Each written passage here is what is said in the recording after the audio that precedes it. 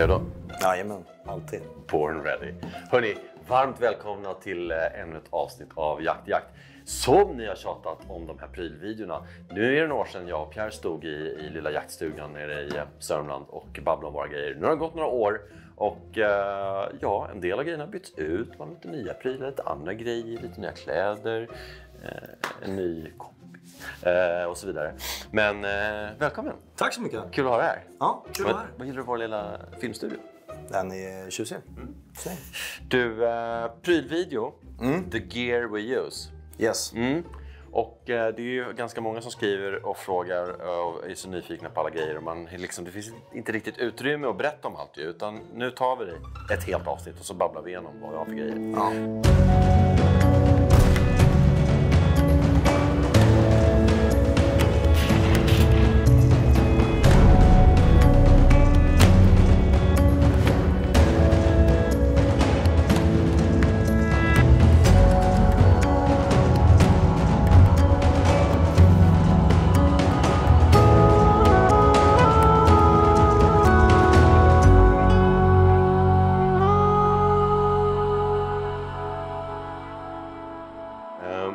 Vad tycker du att vi ska börja med? Ingen aning faktiskt. Du har gjort det här förut så jag släpper det till dig. Ja, men jag tänker så här. Vi börjar med bössorna.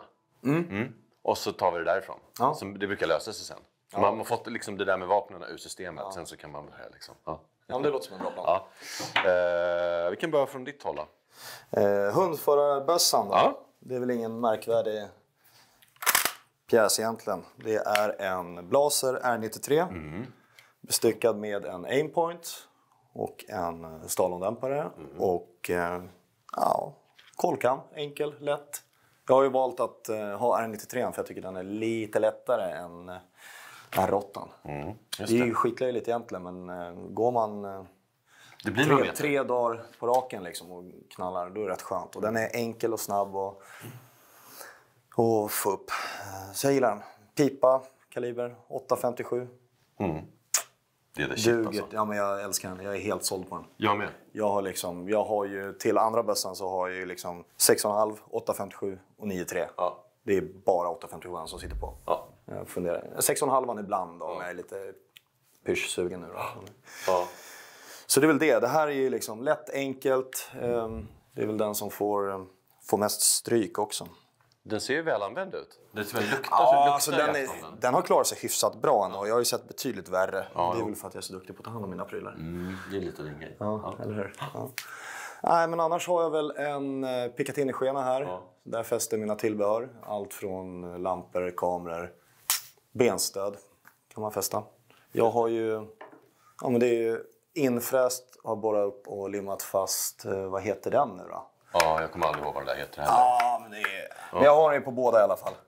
Nej, det var på gamla stocken satt en sån här. Benstödsadaptern, och den funkar ju även till alltihopa då. Så man har den där varianten så klickar man i den. Lyxen med den här, det är att man kan vara riktigt lat om man drar isär benen lite. När man står och lurar och väntar på... Bra, och det här är någon sorts... Vad heter det här joxet då? Ja, men det är... Jim Shockey? Jim Shockeys, precis. Nej, Primus. Jim Shockey version. Inte så mycket att säga. Det är nära 93. Annars har vi ju successen. R8 kliver upp idag. Ordentligt. Lite tyngre. Det är tumhåls, löstagbart magasin som säkert de flesta vet. Man har ju dubbla, så när man är iväg utomlands då kan man ha ett redo liggandes liksom. Det är riktigt hett på pass. Jag har en Z6 på 1-12, funkar till det mesta. Slänger man på en aimpoint om det är tajta fina pass. Likadant här, Picatinny-skenan med inbyggt rembygelsfäste och samma sak där. Benstödsadaptern. Jag känner på den. Nu är i och för sig det här lite orättvist, siktet vägen det, men den är ju markant tyngre ändå. Ja, men du känner ju skillnaden. Men det är klart, gör man bara liksom sådär så går det ner lite vikt. Men samtidigt så är dämparen väger ju betydligt mer också. Jag har ju valt att ha så liten dämpare som möjligt på hundförarbössan. För att jag är klent byggd. Man kan inte bära på hur mycket prylar som helst eller hur tunga grejer som helst. Du ser ju ganska stadig ut ändå tycker jag. Okej, då kör vi här. Då kan jag köra på mitt håll här då. Vi kan börja längst ner. Minsta. Den här har jag haft ett tag nu, men det här är en Sako Quad Jag har 2 piper, en 22 och en 17 HMR. Och numera har jag också en ljuddämpare på. För det får man ha på 17 nu för tiden. Mm. Ja. Den här heter Rodale Hunter. Och de här små är då för finkalibriga, liksom, till 22 och 17. Den här är faktiskt... jag gillar den. Riktigt fin tänkte jag säga. Den är riktigt fin. Nästan lite, eller jag var avundsjuk på den. Ja, den är sjukt härlig. Alltså. Den här gillar jag verkligen. Den här har... Den 17 HMR-kalibern är så jävla grym. Ja. Sjukt rolig att jaga med. Ja. Och den skjuter spikrakt 150 meter. Ja, precis. Ja. Lite fart i den. Ja, så med ljuddämpare är det faktiskt väldigt skönt. För det är väldigt sån här högfrekvent snärt i kulan när den flyger iväg. Så det är ganska skönt. Den ser jätteskön ut. Smälla kolven också. Tyvärr tycker jag väl att den här bössan, när den kommer med originalkolven eller stocken, är inte så bra. Men med den här KKC-kolven till, som tyvärr är rätt dyr, men då blir det ju mycket, mycket trevligare att ha att göra med. Ja, verkligen. Jag har varit sugen på en sån där till hundförarbössan faktiskt. Jag tycker att den... och sen har jag ett liksom ganska billigt sikte, men ändå med ganska mycket förstoring. Jag tycker det känns lite fånigt att lägga 20-30 kex på ett salongsgevär när det kommer till siktet. Ja, alltså det beror på vad man pysslar med, men det är mest övningsskytte så spelar det inte så stor roll. Nej, och dessutom så tycker jag att många undrar sig, varför ska man ha så mycket förstoring på ett salongsgevär? Jo, men det är ju pyttesmå grejer man skjuter på. Man måste ju ha mycket förstoring. Gå vidare. Snygg. Här, också som din. 857. Hundförar och drevjaktbössa för min del. Nej, den här 857, alltså sen jag gick över till det så är det svårt att hitta på något annat tycker jag. Den klarar ju liksom från hela registret. Som sagt, Strasser RS14 tar Thumbhole heter den här. Väldigt långt och avancerat namn, men det är i alla fall namnet på den. Och jag har 3 olika piper. En 857 som sagt, en 6,5 som är kvar hemma och en 300 Winmag. Men den här väger nästan lika mycket som salongsgeväret. Alltså det är ganska mycket gods i den där rackaren. En semi-weight pipa. Så det är det är längden också. Den är lång och den är tjock. Det är inte så ofta man får höra det tyvärr. Men den är både lång och tjock den här. Och sen till den här då, eller vi kan börja här. Har vi då en Rodale Hybrid 47. 47 står ju då för tjockleken på den. Och hybrid betyder då att den har titan innanmäte och stål alternativt aluminium i skalet. Vilket då ska borga för väldigt hög hållbarhet, väldigt mycket dämpning. Och sen då har den dessutom ett litet plus på sig här som betyder att den har en metallmesh, alltså ett litet nät här som dämpar ännu mer. En tjock aimpoint, i det här fallet en Acro C2. Vad har du för MOA på den? 3,5. 3,5. Och sen då till den här 300-pipan så har jag då en jävligt flådig, känn gärna på vikten. Det väger ju ingenting. Nej. Den där är 3D-printad. Helt i titan. Det enda som är stål är självaste gängeriet här inne. Kan man se här. Om man ser noga där inne kanske. Så är det stål. Och den här är ju då... Den här dämpar så mycket så det är löjligt. Det är som att skjuta 22. Den hade jag i Finland när jag var gravidsvans. Det är rätt coolt. Alltså 3D-printad i... Helt i titan. I titan. Ja. Och... den maskinen skulle jag vilja säga. Ja. Tyvärr är det en ganska dyr pjäs. Men den dämpar 39 decibel. Vilket ju är... väldigt mycket för att vara ljuddämpare på ett vapen. Jag och kamerakalle, vi blev bara stod och skrattade lite grann åt varandra när jag hade skjutit. Då var det visserligen snö och så här, så det dämpar ju väldigt mycket. Men det lät som att skjuta en 22. Det var inte som när du sköt bävern. Utan. Eller med mynningsbroms. Otrolig skillnad från mynningsbroms ner till det här kan jag säga. I ljudnivå. Vad är det för livslängd på den då? Alltså men de hävdar ju att... Rodale själva säger då att den här som heter då TI-48 då, TI som är titan, 48 är då kaliber, eller liksom tjockleken på den.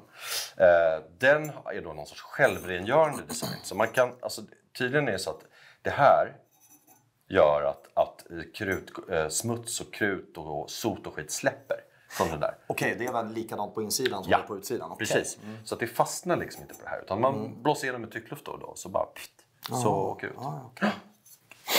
Prylar. Men eller hur. Och sen så har vi den här då. Fabbarn XLR Composite. Ja, halvautomat. Gasomladdad. Och Den ska då enligt uppgift ha en av de rappaste mekanismerna. Så man kan bränna av typ 5 skott på 0,3 sekunder. Eller vad fan det är. Alltså den är sjukt snabb. Men jag som inte är så här skitnoga med att göra rent mina vapen kan det bli lite problem. Ja, för det kan ju bli lite jidder. Man måste vara noga med att hålla rent helt enkelt. För att det blir mycket smuts och då till slut börjar det kärva. Så att det här måste man inte öppna, ta isär och hålla rent och sådär. Sen har jag en liten, på den här sitter då en aimpoint. S1 är det här. Vad fan är det? 6 mål va? 6 mål. Just för att man vill ha en stor prick ju på hagel, intressant. Och Shotcam Gen 4. Spelar in i 4K hela skiten. När man ska rikta in det här då, så har jag en liten... Just det var den där rackaren du visade. Ja. Tar man sån här, knackar man ut tändhatten här. Och så plockar man isär den här. Så petar man in den här. Man lägger den fint så här på någon kudde eller motsvarande. Och så stoppar man in den här, så tittar man. Och så kommer man sikta, titta här. Så bara klick, klick, klick och så är det klart. Det är skitsimpelt att skjuta. Man behöver inte ens skjuta, för man ser ju vad jag träffar liksom. Det var det om bössorna. Ska vi snacka lite ammo då, eller? Har du mer sånt? Alltså jag petar ihop mina egna. Du laddar hemma? Det är ju 857. Är det såna eller? Ja. Såna kulor? Fast de här blir ju lite billigare och lite bättre. Ja. Nej men så är det. Jag började med det här för ett gäng år sedan. Och har hållit på och trixat och hittat en fin laddning. Och hittat en bra kula som jag är nöjd med. Den är rätt elak. Titta, och du har ju nästan... Det här var tipstriken. Ja, precis. Ja. Du ser att min är lite spetsigare. Lite annan BC. Så den går ju lite flackare. Du ser att den är lite. Det är inte samma kula eller? Nej. Det här är en SST-kula. För den var nästan samma färg men inte riktigt. Den kan vara lite omdiskuterad. Du får skära bort lite extra. Men det tar. Jag gillar den. Det är en obondad kula. Så det är liksom, blykärnan är inte sammanlödd med manteln. Vilket gör att det blir mer... Restvikten på en sån kula är inte i närheten som är bondad. Nu vet jag inte om tipstriken är bondad. Det står säkert på lådan någonstans. Ja. LED lock. LED lock guaranteeing deep penetration. Precis. Den här ska ju vara bondad då. Nej, men så är det. Jag har tagit fram en fin laddsteg. Eller en laddning som funkar jättebra i mina bössor. Märkliga nog är att de gillar... Jag vet att Blaser gillar när det går snabbt. Så det är i princip maxladdat. Och vad får du upp dem där i då? Oj, bra fråga. Det står hemma. Oj, det är inte ens glapp. Nej, det är inte så att det inte så att det knastrar när jag kör i kulan. Jag har ju lite utrymme kvar. Men det är precis under maxladdning då. Enligt laddboken då. Så det är vad jag kör med på kulväg då. Schysst. Jag kör som sagt de här. Tipstrike. Jag bor ju i lägenhet inne i stan. Jag har ju velat börja ladda själv. Men det går inte. Jag har inte plats. Det finns inte liksom. Jag har inte möjlighet att sitta och bygga. Jag köper de här grejerna och ha det hemma. Så jag köper ammo. Så ibland kör jag den här. Ibland kör jag den här. Beroende lite på vad det är för jakt och så vidare. Men det här har vi en från Hornady. ECX. En helt i koppar. Offensiv, trubbig plastspets. Så att den fläker upp snabbt. Precis. Men restvikt på över 95%. Det är så pass? Ja. Har du använt det mycket? En del. Ja. Men på drevjakter funkar den alldeles utmärkt. Ja, alltså det börjar hända rätt mycket med hoppan om man utvecklar det så pass. Så att det börjar kunna bli bra grejer. Det vet man. Sen är det ju alltså, koppan är ju rikoschett och allt man pratar om. Nu ska man alltid tänka på vad det är bakom. Men oavsett, det kan ju ligga en sten gömd under jorden eller oavsett. Och då är koppan betydligt mer rikochettvänlig. Ja, exakt. Vad har du med för skoj här då? Ja, men där visade vi väl upp lite sikten och prylar. Där är väl den här rackaren som åker på hyfsat snart skulle jag säga. Det är en Pulsar Thermion 2. Den ser ut att ha varit med en del den där. Ja, men den här har några på samvetet faktiskt. Och den här är, men den har några på nacken men den kan ändå spela in och hålla på. Ja, men alltså det är Thermion 2 så det är ju en hyfsat modern. Sen händer det ju grejer i deras segment varje år så att det blir uppdaterat. Men den har funkat väldigt bra för mig. Som sagt, termiskt, spannmålsjakten. Sen har du en klickbomb termisk där också eller? Ja, men precis. Det här är ju Hick-mikron då. Thunder 50 tror jag att den heter. Jo, Thunder heter den. Eller 30, nej det är inte 50-linsen, det är 35. TH35C heter den här. Den här används väldigt mycket som renspottare av mig. Ja, okej. Den är väldigt skön. För det är ingen förstoring här. Det är en ren etta. Så den blir svår på långa håll. Men jag gillar att ha den som en ren spotter. Sen går det ju. Alltså jag har ju skjutit på den och kört. Men det är ju som vanligt med clip-ons. När du är ute och jagar vildsvinen i kolsvarta mörkret. Så ska du smyga på den. Klick, klonk, klink. Det är alltid en utmaning med det. Så kör jag den fast och sen går jag och spottar med den. Men den funkar alldeles utmärkt att sätta på siktet rakt av. Schysst. Och sen har du ett vanligt pyrsikte eller vad vi ska kalla det för. Ja, det här är ju den som jag har till 6,5-pipan. Då har jag en Leica Magnus då, som är 2,4, 16 och 56 glugg. Den här är ju riktigt ljusstark. Det här är en... Och 2,4 då kommer det ner lite i förstoring också. Så det blir... Det händer ju ganska mycket där nere på mellan 2 och 3. Ja. Alltså det händer ju väldigt mycket. Till skillnad mot typ mellan 12 och 15. Då är inte skillnaden så extrem. Men just när det kommer ner på de lägre förstoringarna. Då jag håller med dig. Ett sikte som börjar på 4. Det är liksom... Det kan bli jävligt knepigt om viltet kommer nära en. Alltså det är inte kul tycker jag. Så att det är skönt att vara nere 3 eller under på lägsta förstoringen. Och den har ju även parallaxen. Alltså du ställer ju parallaxen, skärpan på olika avstånd. Så du kan få en riktigt krispig och fin på olika avstånd. Så väl det. Sen har jag en massa andra sikten hemma också. Men här var väl det som åkte med idag. Handkikare. Du kör den alltid näck runt halsen så att säga. Inte näck, men du fattar. Men alltså jag tycker det är så jävla jobbigt att klonkar håller på. Men du verkar gilla det. Du tycker det är okej liksom. Det funkar alldeles utmärkt för mig. Det är en Uvid 1042 med avståndsmätare i. Så den här är ju riktigt trevlig. Den är, det är ju sådär. Bra handkikare, eller oavsett en handkikare ska man alltid ha tycker jag. Oavsett om det ligger i bilen bara för viltinventering eller... Men med på jakten är det ju oavsett vid alla tillfällen i princip. Bra. Vad har vi där? Radio? Ja, det är väl... Zodiac One. Kör en likadan. Ja. Den funkar ju både på 31-bandet och 155. Så det är väl det. Sen har väl inte jag så mycket mer prylar just kring det. Jag har jättemycket grejer. Den där också, ja. Den här är ju fin. Ja, den har man ju hunnit testa nu. Det är lite synd att jag ska ju försöka hitta en lösning där man både kan filma och ha en pannlampa på. Vi ska försöka lösa det på den vänster. Jag kan snacka med Anders. Han har en bra idé på det. Han har det? Tyvärr inbefattar det en hjälm. Man ser inte så smart ut. Å andra sidan när man är ute på eftersök mitt i natten så... Kanske inte så dum i hjälm alltså. Nej. Det är ingen som ser den också. Nej, precis. Och Kevin som är nyansluten här i jaktlaget, han har också byggt en sån här hjälm med lampa och kamera och så vidare. Den här har ju lite avtagbara, alltså den är ju enkel att knappa av och grejer. Så då är det ju bara på med en Picatinny-skena eller ett fäst. Vad blir det? Ja, den där kan du skruva fast, titta. Du kan skruva fast den rakt i hjälmen om du vill. Och sen så kan du ju även ha en liksom, klippa loss den här så att inte clip on. Ja, precis. Dra ut den, då är det som en liten Picatinny. Ja, det. Titta där. Den där lilla racken. Okej. Fastnar ju den här skåran då i en Picatinny om man vill det. Ja, nej, men den här funkar bra. Jag har varit nöjd med den här. Den har ju liksom som 2 olika, om man tittar här så ser man ju linsen. Den har ju en bred och en spot, vilket kan vara väldigt skönt när det går där mitt i natten. Att bara ha en med spot är ju skitjobbigt. Ja, men förvånansvärt kompetent för sin lilla storlek den här, måste jag säga. Det är bra tryck i den där grejen.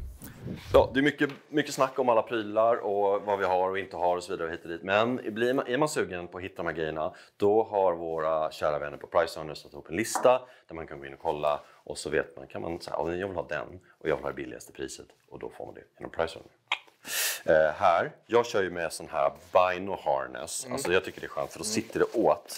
Den sitter kvar här liksom. Så när man ska liksom ner och kräla på alla 4 och smyga på en hjort, då håller inte den på och klonkar och härjar. Så att här har jag den här är en från Kujo. Och för några år sedan det fanns inte så många såna här. Men nu finns det rätt många olika märken och modeller på de här Bino harnessarna. Så det kan man få från väldigt många olika tillverkare. Själv kör med den här Focus. En lite billigare variant av handkikare än den du har. Men med en inbyggd avståndsmätare och en billig version. Men den gör sitt jobb. Och klämt in en avståndsmätare och... Så, och då kan man ju, på den här så kan man då... Precis, du har lite små skärmar. Ja, men här finns det lite liksom grejer som man kan ha lite prylar här. Och så har Här har jag en liten ammo-pouch här då som man kan... här har vi 6,5. Just det, de här har vi inte snackat om. 6,5 brukar jag köra Sacos Deerhead. Här tycker jag är jävligt... Här är ett giftpiller. Den där har jag kört i 6,5 och med stor framgång. Ja. Det är den. Sen har vi då den här lilla roliga som jag fick faktiskt tillfälle att använda nu när vi var ute och pyscha på rida. Puffeluffen. Puffeluff. Ja. Det är ju faktiskt ganska många av er som uppmärksammar den här och har köpt. Finns att köpa på hemsidan också såklart. Och lite fånig men lite skön också. Alltså så här, det funkar ju. Ja, och alltså, om man jämför med mycket andra grejer, om man ska släppa någon frön eller någonting så alltså, röken är ju världsklass. Ja. Den avslöjar allting på en gång, vilken riktning. Ja, faktiskt. Sen har vi de här. Solin. Här tycker jag är jävligt sköna. Dels går de in ganska mycket så här vid örat. Så Just det har ju hänt rätt ofta med andra kåpor Klonk. att de studsar av. Man skjuter så bara kommer kolvkammen och bara så flyger de av liksom. Så de här är lite mer slimmade. Jävligt skönt med sån här gel här, för då sitter de skönt runt örat hela dagen utan att det gör ont. Sen finns det också då i de nyaste versionerna av de här så finns det ljudprofiler så du kan ändra om du är skjutbana eller om du vill ha supermaxfokus kanske i toner på drevjakt eller om du bara vill stänga av allt och bara ha koms in så kan du liksom så det finns lite olika ljudprofiler helt enkelt. Det är det. Skjutstöd. Du har redan börjat jag visade min rackare. Du har ju nya varianter, va? Men det här är ju också, Primos Trigger Stick Gen 3 tror jag den här heter. Jim Shockey, men jag har inte sån här fin grej. Utan den här kan vara klyka. Den här kan vara rätt bökig om man ska göra snabba grejer. Just det. I spannmålet och vice versa. Det här kräver lite träning. Alltså det är inte bara att gå ut och köra. Utan man måste liksom, tycker jag, det här med stöden. Alltså det är lite... Vad ska man säga?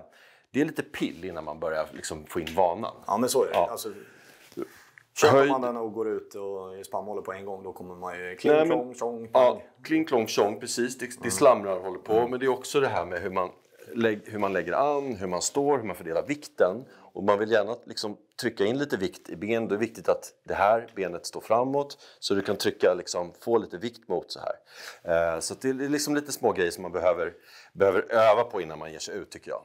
Du var väl, ja men absolut. Alltså, om man tänker på skjutbanan ska man ju egentligen passa på att testa mycket av de här jackliga situationerna. Och inte bara sitta i bänk. Och, det är ju kul det också, jaga millimeter eller centimeter.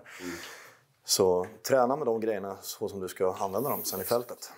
Och den här är ju då precis, nej inte som det, men den här är ju då alltså man kan vrida på den här pluppen och då straffa ut de här. Så vill man ha sittande skytte exempelvis, då kan man ju få ut den här så att den blir väldigt låg då om man tycker att det är bra. Sitta ner bakom bössan. Det är den. Men du kör det finns ju, vissa kallar det för Monteria-stöd, de här typerna. Ja, men precis. Det här är ju 4 stable sticks. Achieve your dream. Achieve your dream. Wow. Tror man jobbar på den slagen. Ja, eller hur? Ja, men den här är också lite... Ja, jag ser nästan automatiskt. Det här är också lite träning. Ja. Men den blir fruktansvärt stabil när du väl har den på plats. Men det är också så här får man ju liksom tänka på när man är ute i spannmålen att du har ju mer som stökar runt i fältet och lika som när du ska flytta. Den går ju att flytta. Du har ju ganska mycket sidled du kan trycka så här och följa efter. Men stödet i sig blir betydligt mer stabilare på längre avstånd när du har den här. Så det här är ju faktiskt den jag använder mest. Eller ska man säga, vid olika tillfällen. Olika stöd vid olika tillfällen. Men den här kan du också liksom, du kan ju stå och vila med den. Ja, men som sagt, det har ju fördelar och nackdelar. Det är en stora nackdel med det där är att den inte kan stå för sig själv ju. Så att säga. För den här kan jag tycka kan vara lite skön om man är markpass på drevjakter. Då kan man ju ha den här och man kanske har liksom ett ganska tajt skogsparti åt ena hållet men ett stort fält åt andra. Då kan den ju bara stå där. Ja, men precis. Så bara kommer det vilt åt det hållet och bara ner och så har man dubbla rangen helt plötsligt. Ja, men så är det. Jag tänkte att vi skulle ta och glida över lite på hundföreriet. Det är liksom... Det här kan ju du. Ja, kan. Jo, men jag har lite prylar till det också. Berätta, visa, ta fram den. Ja, vad kan vi börja med? Pejlen. Pejlen. Och den här ser ny ut. Ja, den är helt... De har ju... Kolla, helt shiny. Ja, precis. Jäklar du. Här är det precis. har hänt grejer alltså. Det är 100 som jag körde med innan. Den är ju nya Alfa 200 i. Aha. Så den här har ju den är lite schysstare. Jag har suttit och fipplat med den några kvällar nu och gillar den skarpt faktiskt. Vet du när du lägger in hundar och så bara, men det är konflikt. Ja, vad har du för nummer? 11. Ja, men jag har 21 så du krockar. Man bara, va? Här kan du liksom lägga in alla dina polares hundar. Lägga dem in i grupper och grejer. Sen behöver du aldrig ta bort dem. Du kan bara inaktivera dem. Så det finns rätt mycket smarta sköna grejer. Plus att jag gillar den där skärmen mycket mer än den här. Ljusstarkare och mycket sköna smarta. Du kan till och med låsa den här och sen bara sitta och hålla på och köra med knapparna på sidan. Så jag tyckte det var en stor uppdatering från 100 till 200 faktiskt. Fördelen är samma batterier i. Så det är... Det är chop. Ja. Same. Schysst. Vilken grej. Ja. Så den, och så har SS-knapp om du vill. vill. Men det har ju teckna abonnemang som kör in reach-funktionen. Så är du helt off-grid liksom. Då kan du smsa med dina nära och bekanta via satellit. Just det. Så och så kommer det liksom eller skicka SOS-signalen om du har ramlat och brutit benet liksom. Och en positionsangivelse säkert där i det också. Så har man team som sitter och tar emot det där grejen.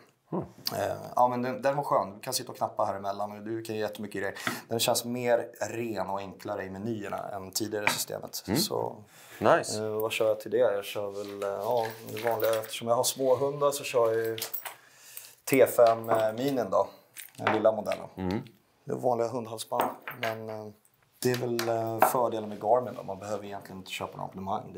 Den sänder ju mellan enheterna. Just det. Så alla andra system, nu har de väldigt mycket andra bra fördelar. Tracker och de modellerna. Precis. De är uppkopplade liksom. B-Bark, och nu har de många gått ihop. Men de är uppkopplade och där får du köpa ett abonnemang. Det här är ju helt liksom ren. Koppla ihop den med klockan.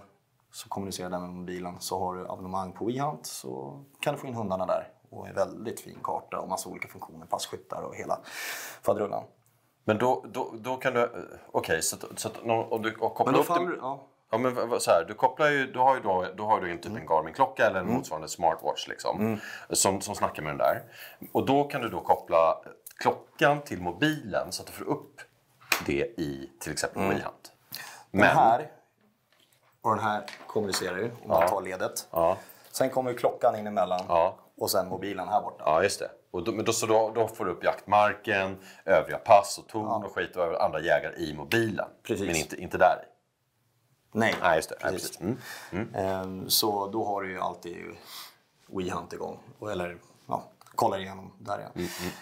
Men då måste man ha ett abonnemang också. Det är många som har det eftersom det känns som att nästan alla jagar med WeHunt i dagsläget. Ja, men så är det ju. Det är ju i alla fall i södra Sverige så är det ju nästan unheard of att man inte kör WeHunt. Ja, men så är det. Ja, och när vi ändå är inne på det och babblar då kan jag ju ta upp den här. För jag kör ju WeHunt. Jag går ju inte 3 dagar i veckan som du gör med Aska. Utan vi är ju långt mycket sällan ute och går. Men det är alltid WeHunt på. Så jag har den här rackaren.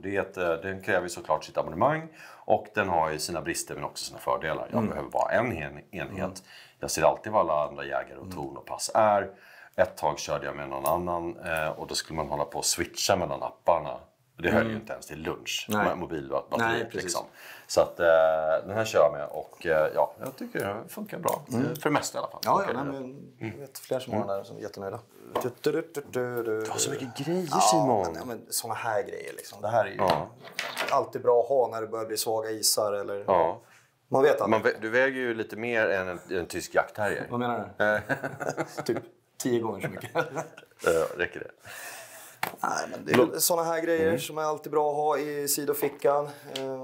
Någon stickkniv om det skulle behövas. Vad har vi mer? Stickkniv med stil. That's not a knife. Okej. Ja, otroligt fin. Bra. Den här gäller ju jag jobbet om inte så. Ja, det har jag gjort. Nej, men i övrigt. Första förband. Skulle det gå åt pipsvängen. Jag har varit med om en sån olycka där jag höll på att gå åt pipsvängen. Där vena safena gick av. Oj. Alltså insida lår. Aj då. Det var inte det ett vildsvin. Men oavsett. Så olyckan, oavsett om du tar i pass eller vad du gör, ha alltid något typ av tryckförband med dig. Ja. Det, jag har faktiskt också alltid en sån första förband i min ryggsäck. Jag har någon tourniquet någonstans också, men jag har inte med den med mig. Sådana här nytvättade fina västar. Kolla lite blod på. Ja, men jag kör ju Tams Tuskproof. Funkar väldigt bra på mina. Jag har ju, den här är inte ens formsydd. Och den funkar på båda mina hundar faktiskt. Ja. Jag varit väldigt nöjd. Tycker rörligheten är suverän. Binder inget fukt eller liksom vätska och i sin tur massa tyngd. Ja, just det. Den har ingen flytkraft eller någonting sånt där ändå. Men det är väl lite olika fördelar med olika typer av västar. Ja, men det är ju det. Jag kör den här. Dogtech. Lite stelare tror jag i konstruktionen. Jag märker på hunden att hon tycker det är lite jobbigt första 10 minuterna. För hon bara känner sig lite stel. Men det kommer snart igång. Den fick jobba lite här i vintras. Ja, du ser. Ja. Så att, då blev ju husse glad att den här satt här kan jag säga. För det var precis på låret, uppsida lår här som någonting har hänt här. Så att, det var nog lite närstrid med en gris där. Ja. Den här har ju också vargstålsinsats här. Så man kan det här är väl en modulväst, va? Du kan köra den här utan kevlar-innehållet också, va? Och ha den ren som sin. Ja, just det. Precis. Man kan här kan du välja. Precis, här kan man ta ur lite grejer här då. Ja. Sen har jag en sån här. Kan jag visa? Det här är lite härligt. Det är ju säsong för det här nu. En dragsele för hunden. Ja, det är till hunden. Gapa stort. Nej men så, jag hänger här i cykelstyret typ. Och så bara drar hon mig och cykeln med en jävla fart. Hon tycker det är skitkul att få springa av sig lite och dra lite motstånd. Det är svinbra, för det ska ju vara bakom svansroten. Just det. Dragbelastningen. Och så sitter den, det är jämnt tryckt, så bra värderad här och sitter med jämnt tryck över bröstet. Så den här tycker jag, den funkar skitbra den här. Och så det blir många mil om året med den här kan jag säga. Ja, vad har vi mer då? Ja, men vi kan ju snacka om det här då, när man faktiskt har skjutit. Har vi den här fina. Man ska inte släppa ut viltet ur skogen. Ja, den där fick jag låna av dig. Gråtus. Den här är grym. Du använder ju den här i Finland. Ja, det var ju. Och så en rejäl grej som man kan fälla över bröstet och dra med. Så och så kan man faktiskt med gå 2 pers eller lägga dem i kors om man nu är ensam. Ja, men ta på den som en rygga också. Ja, det är det jag gör. precis. Och då får man ju, när man inte drar med handen bakom så här, då får man en helt annan kraft och stabilitet. Ja, den där var grym. Jag gillar faktiskt, den är fin. Ja, precis. Ja, vi ska få den. Ta den där. Bra. Jo, när man ändå är då med hundföreriet så här, då kan man ha en sån här i bilen, va?